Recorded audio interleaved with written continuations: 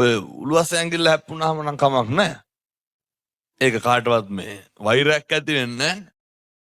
කිසි කෙනෙකුට කුණුහරුපෙන් කතා කරන්න එපා. පුළුවන්. මොකද තෝ කියලා කියන කොටයි කුණුහරුප කියන කොටයි තමයි පින්වතුනි මේ වෛරය වර්ධනය වෙන්නේ. එහෙම නෙමෙයිද? ඔයා කියලා කිව්වට වෛරයක් ඇති වෙනවද? එහෙනම් එකටම තෝ කියලා කතා කරන එක නවත්තන්න. සංසාරේ සත්තු වෙලා මේ වෛරය පිරිමහන්න වෙනවා අපිට ඒකයි. මොන සතාද මොන සතාටද බය නැත්තේ?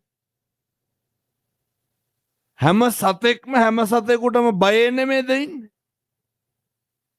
බයේ ඉන්නේ. මිනිස්සු වෙලා උපදින්නේ හරි කලාතුරකින් පින්නතුනේ.